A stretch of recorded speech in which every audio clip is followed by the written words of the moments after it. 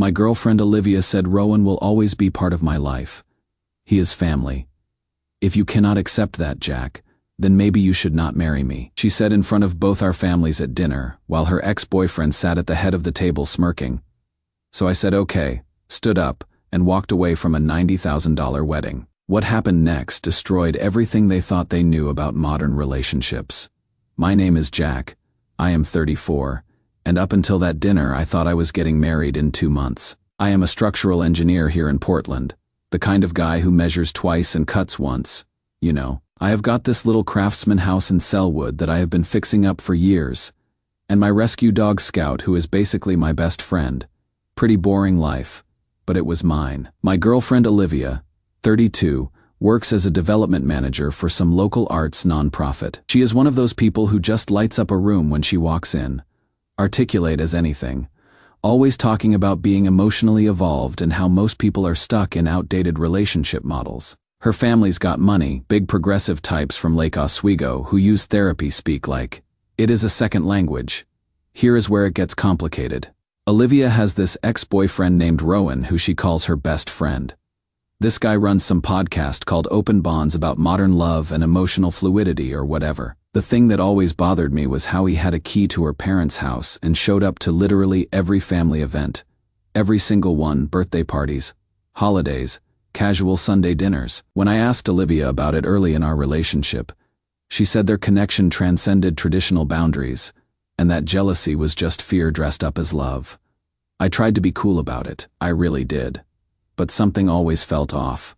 So Sunday night, we are having dinner at her parents' house. This sprawling place in Lake Oswego with more square footage than most people see in a lifetime.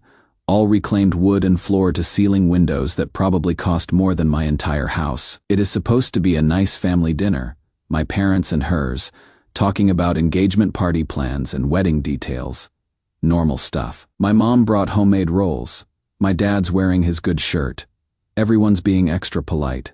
Then Rowan walks in. He doesn't knock, doesn't ring the doorbell, just uses his key and strolls into the dining room like he owns the place. We are all already halfway through the main course, and this guy just pulls out the chair at the head of the table and sits down. Not even an apology for being late. Olivia doesn't even blink, just lights up with this huge smile and says perfect timing like this was all choreographed. My parents exchanged this look. They are polite people, raised not to make scenes, but I can see my mom's jaw tighten and my dad's fork pause halfway to his mouth. They are trying to figure out what the hell is happening and why nobody else seems surprised. The conversation moves to engagement party planning, and my mom, bless her heart, asks this completely innocent question. Olivia, will Rowan be attending your engagement party too? The entire room goes dead silent. Olivia sets down her fork, looks directly at me, and says in front of both our families, Rowan will always be part of my life. He is family. If you cannot accept that, Jack, then maybe you shouldn't marry me. Her parents are nodding like she just said something profound. My parents look like someone slapped them. And Rowan, this guy is sitting there with this little smirk like he is watching his favorite show. Everyone's waiting for me to respond. To defend myself, argue, apologize, something. I can feel all these eyes on me, waiting for me to either back down or blow up. I stare at Olivia for what feels like forever. Then I say, very quietly, okay, that is it, just okay. I fold my napkin, stand up, and tell my parents, let's go. You should have seen Olivia's face. That little smirk, she had completely disappeared because she realized okay wasn't me giving in, it was me walking away. The next morning, I email our wedding planner Grace and cancel everything. All of it. The venue, the catering, the flowers, the band, everything. Since Olivia's family handled all the deposits as their wedding gift to us, something like $90,000, I don't owe a penny. I also close out our joint wedding registry account that we had been building up for months. Turns out when both names are on the account, either person can make changes. I send one text to Olivia's mother. Thank you for dinner. I agree with Olivia. Some things aren't negotiable. That evening, Olivia lets herself into my house with her key. I hear the front door open and I am sitting in my living room with Scout, just scratching behind his ears and thinking about how quiet it has been all day. How peaceful. Honestly. No tension. No walking on eggshells. No wondering what mood everyone's going to be in. She finds me there, but what she also finds are all her belongings, boxed up, labeled, stacked neatly by the front door. I had spent the whole afternoon going through everything methodically, the way I approach work projects. Her clothes, her books, her fancy skincare products, that collection of crystals she swore helped with energy alignment. Everything sorted and packed with the same precision I use for structural calculations. "What is this?" she asks, and I can hear her voice starting to shake, like she genuinely cannot believe I followed through. "You will need to pick these up tonight," I tell her, still sitting on my couch, still petting Scout. "I will give you proper notice about the locks. You have got until this weekend to get anything I missed." Now she is getting loud, voice climbing an octave. "You cannot just throw me out of our home." I look at her and say, "It is my home, Olivia. You were just staying here." That is when it really hits her. She starts crying, saying I am being dramatic, that this is all some big misunderstanding, that the ultimatum wasn't real, just her way of testing whether I could handle the complexities of evolved relationships. She keeps using words like growth and emotional maturity while mascara runs down her cheeks. "Man, don't blow this up. She is testing your comfort with modern relationships." And that is when my best friend, Noah, who has been watching this whole disaster unfold, sends me a photo. It is from earlier that day. Rowan touring an apartment in the Pearl District with some woman from a leasing company. The application Noah managed to see listed two names, Rowan Pierce and Olivia Hart, CO tenants. So while I am sitting here thinking this was some impulsive ultimatum, they already had an apartment lined up. This wasn't a test of my comfort with modern relationships. This was always the plan. I sent one final message that night, to grace the wedding planner, cancel everything. Permanently. Update 1, so the morning after I posted, Olivia's dad Thomas calls me, not to apologize or ask if we can work things out. No.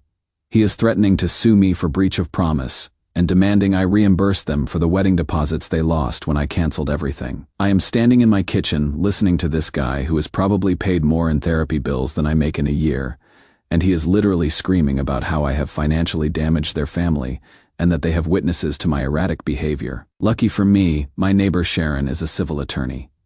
When I tell her what happened, she just starts laughing, Jack. She says, "Olivia made that ultimatum in front of multiple witnesses. She basically dared you not to marry her. You are legally bulletproof. Thomas can threaten all he wants. They are out $90,000 and there is nothing they can do about it." But here is where it gets really twisted.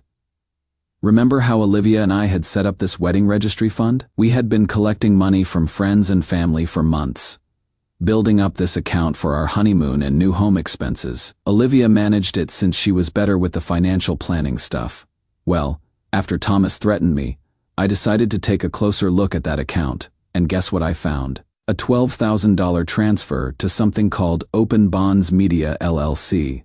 That is Rowan's company. When I confronted Olivia about it, she claimed it was for a creative collaboration, and that they were launching this co-living project about emotional evolution. She said it was going to be a documentary or something about modern relationship structures. That is when it hit me. She wasn't planning to live with Rowan after we got married as some kind of test or emotional experiment.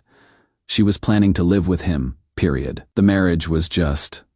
I don't even know what the marriage was supposed to be for her. A cover story. A way to keep her parents happy while she did whatever she wanted. Yesterday, Olivia showed up at my house again. This time she is crying before she even gets through the door. Mascara already smeared, hands shaking as she tries to explain herself. She is saying it was all just a test, that she wanted to see if I could handle the reality of modern relationships, that she thought I would eventually understand what she was trying to build with Rowan. I told her, "You don't test loyalty by demanding betrayal." She kept saying she thought I would come around, that most people just need time to evolve past traditional thinking, that I was more enlightened than other men she had dated, and she believed I could grow into this new paradigm. The way she said it, like she was doing me a favor by pushing my boundaries. "I do understand now," I said. "You never wanted a husband. You wanted an audience." The look on her face when I said that, like I would finally seen through the performance to what was really happening. She tried to argue, saying I was being reductive, that their connection was about emotional authenticity and breaking down patriarchal relationship structures. But here is the kicker. This morning, Grace the wedding planner accidentally forwards me an email.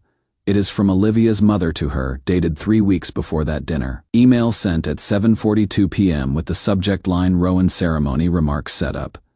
The message says, "Please coordinate a microphone for Rowan's short speech during the ceremony. We would like it to symbolize Olivia's lifelong connections." They had the entire thing scripted. Rowan was going to give a speech at our wedding about how he'd always be part of Olivia's life. This wasn't some impulsive ultimatum at dinner. This was months in the planning. I keep thinking about how they all sat there that night, watching me, waiting to see if I had just accepted being part of their little emotional experiment. How many other people knew? How long were they planning to string me along? The most messed up part is that I actually feel relieved. Like I dodged something way worse than just a bad marriage. Scout's been extra clingy lately, like he knows something was wrong too. Dogs always know. Update 2.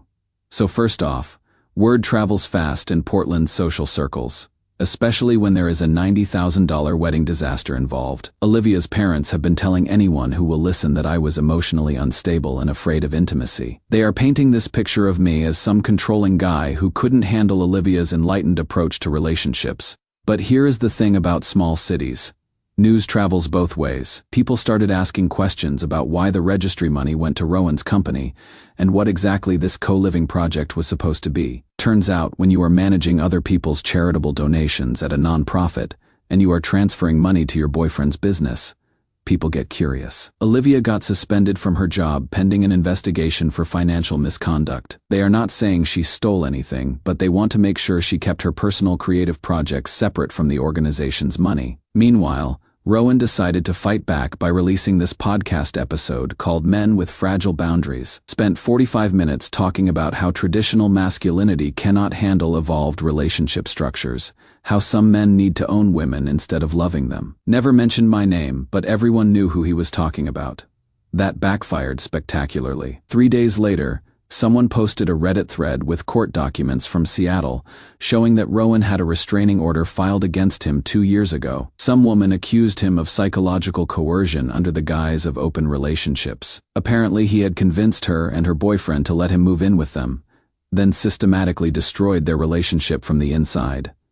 The sponsors dropped him overnight. Several episodes got flagged for violating community guidelines about harassment. Though his main podcast feed is still up. Turns out when you have got a documented history of manipulating couples, most advertisers don't want their brands associated with that kind of content. Thomas and Marilyn Hart had their own problems. The stress of losing all that wedding money on top of their other expenses caused them to have this huge public argument at some charity gala. People started talking about their failed real estate investment and how they had been living beyond their means for years. They ended up selling the Lake Oswego house to cover their debts and moved into a condo. So much for their progressive values when the bills came due. But the real bombshell came last week. I found an anonymous email in my inbox with just a subject line: "You deserve to know the truth. No return address." Obviously a burner account. Attached was this document called Co-Family Charter. I am not even kidding. It is like a business plan for emotional manipulation, outlined this whole shared emotional ecosystem between me, Olivia, and Rowan. Talked about rotational intimacy boundaries, shared holidays, and these charts for distributing emotional labor. The worst part, it listed 4 other couples who had been recruited into similar social experiments. I looked them up on social media, found what I could. 2 are already divorced. 1 couple moved to different states. The 4th couple, I found the guy's LinkedIn and sent him a careful message. He called me within an hour. Turns out they went through almost the exact same thing. Different ex-boyfriend, same basic setup. Meet the family, integrate the ex into their relationship, propose this enlightened approach to love and commitment, then slowly take over their lives. This guy said it took him 2 years to get his self-respect back. Yesterday, Olivia asked to meet me for closure. We met at this little coffee shop on Division Street. She looked tired, older somehow. The charismatic energy that used to fill up every room was just gone, she said, very quietly. "I thought you would come back. You always forgive people." I finished my coffee, looked at her one last time, and said, "I did come back, just to say goodbye properly." I stood up and walked away. She didn't call after me. I think she finally understood that okay really did mean okay. Final update based on the messages I have been getting. A lot of you wanted to know how this all turned out in the end. I debated whether to post this final update, but since so many of you have been checking in over the months, I figured I owed you the rest of the story. Plus, I think there is something important here about what happens after you walk away from toxicity. 10 months later, my life looks completely different. I sold the Selwood house and moved into this downtown loft near the river. Something about starting fresh in a space that didn't have any memories attached to it felt right. The place has these huge industrial windows that flood everything with natural light, exposed brick walls, and this view of the Willamette that changes throughout the day. Scout loves the new place. Bigger windows for his favorite pastime of people watching. Better light for his afternoon naps. And there is a dog park right downstairs where he has become something of a local celebrity. The moving process itself was therapeutic. Going through every possession, deciding what deserved space in my new life and what didn't. I kept my tools, my books, my furniture that actually meant something to me. I donated a surprising amount of stuff that I realized I had only kept because Olivia thought it looked sophisticated, or because her parents had commented on it approvingly. Work has been incredible. I am leading this major historic restoration project downtown, converting this 1920s bank building into mixed-use space, while preserving all the original architectural details. Last month, I won this industry award for innovative structural design, something about honoring historical integrity while creating modern functionality.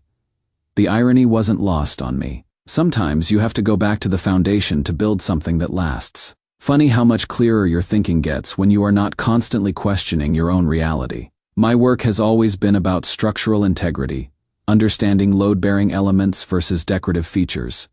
But I would completely lost that clarity in my personal life. Now I can see the difference between what actually supports a structure and what just looks pretty on the surface. I have been in therapy too, working through why I ignored so many red flags for so long. My therapist, this no-nonsense woman named Dr. Chen, helped me understand that when someone tells you your instincts are wrong often enough, you start to believe them. That when someone frames every boundary you try to set as fear-based or emotionally immature, you begin to question your own reality. It is like psychological erosion, wearing away your foundation bit by bit until you are not sure what is solid ground anymore. We have spent months unpacking how Olivia's family weaponized therapy language, how they use terms like growth and evolution to make me feel small for wanting basic respect in my relationship, how they turned my discomfort with Rowan's constant presence into evidence of my own limitations, rather than a reasonable response to boundary violations. Dr. Chen helped me realize that healthy relationships don't require you to constantly justify your comfort level, that emotional evolution shouldn't mean accepting treatment that makes you feel worse about yourself. Real growth happens when both people feel more secure and valued. Not when one person has to disappear to make room for the other's authenticity. I am learning to trust myself again, to understand that boundaries aren't walls you build to keep people out. They are just the ground you stand on, the foundation that lets you know where you end and other people begin. When someone asks you to give up that foundation in the name of love or growth or enlightenment, they are not asking you to evolve. They are asking you to disappear. My parents have been incredible through all this. Mom still brings over her homemade rolls every Sunday, but now we eat them in my loft while Scout begs for scraps, and we talk about normal things. Dad helped me pick out furniture for the new place, and I caught him looking proud when I showed him the award certificate. They never once said I told you so, even though they clearly saw problems I was blind to. Noah's been a rock too. He is the one who convinced me to start dating again, though I am taking it slow. There is this woman, Sarah, who works at the coffee shop near my building. We have been talking for a few weeks now, just casual conversations about books and hiking trails, and her rescue cat, who apparently has strong opinions about everyone who enters her apartment. She doesn't know my story yet, and there is something refreshing about being just Jack to her, not Jack who survived the emotional manipulation experiment. As for Olivia and her crew, the investigation cleared her of criminal fraud. But she got fired anyway. The nonprofit didn't want the liability of keeping someone around who blurred personal and professional boundaries. Word got around in Portland's nonprofit community, and apparently she has had trouble finding another position in her field. Her parents are living in that condo now, and from what I hear through mutual acquaintances, they are not handling the lifestyle downgrade very well. Thomas had to get a part-time consulting job to make ends meet, Turns out therapy speak doesn't pay the bills when your investments go bad. Rowan left Portland entirely, tried to rebrand in Arizona under some new podcast name called Authentic Connections, but it failed within months. Once word gets out about your methods, it is hard to find new victims. I heard from someone who knew someone that he is working at a wellness center now, leading communication workshops for couples. The thought of that guy giving relationship advice to vulnerable people makes my skin crawl. But I have learned I cannot save everyone from their own bad decisions. But here is the moment that really brought everything full circle. Last weekend I attended this charity art auction downtown with Sarah. Actually, we had been talking about supporting local artists, and she mentioned wanting to check it out. It felt good to be there with someone who wanted to be there, not someone who was calculating how the event would look on their social media or what connections they could make. And across the room, I see Olivia working as a volunteer server, pouring champagne for guests in this black uniform with the event organizer's logo. She looked older, more tired than I remembered. The charismatic energy that used to fill up every room was just gone. She was just another person doing a job trying to get by. Our eyes met for just a second. For that moment, her whole composed facade just cracked, and I saw pure regret flash across her face. Not regret about losing the money or the job or the social status. Regret about losing something real. Something she had thrown away for an experiment that was never going to work. I just nodded politely and turned back to my conversation with Sarah, who was asking me about the structural engineering challenges in the building we were standing in. No words needed between Olivia and me, no satisfaction required, no dramatic confrontation or final speech. Just acknowledgement that we both knew how this story ended. Later, as Sarah and I walked back to my loft, she asked if I knew the server who had been staring at us. I told her it was someone from my past, and she just nodded and started telling me about this amazing sculpture she would bid on. No interrogation, no demand for details, no attempt to analyze the emotional dynamics. Just acceptance and moving forward. Such a simple thing, but it reminded me what normal actually looks like. I keep thinking about that dinner 10 months ago, how everyone was waiting for me to fight or beg or compromise my way back into their good graces. How they expected me to defend my right to basic respect in my own relationship. But sometimes, the most powerful thing you can say is just okay. Sometimes walking away is the only response that preserves your dignity and your sanity. Some ultimatums don't destroy relationships. They reveal them. They show you who someone really is when they think they have all the power.